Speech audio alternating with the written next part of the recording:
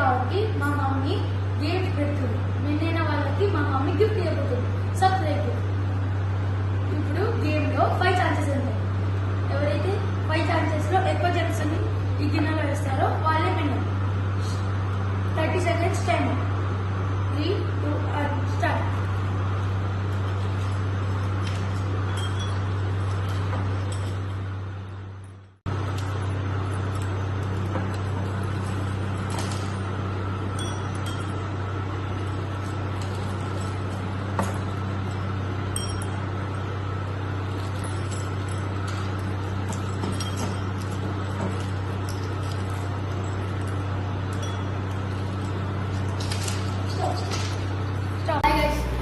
తమ్ముడు విన్నాడు, నేను ఓడిపోయాను.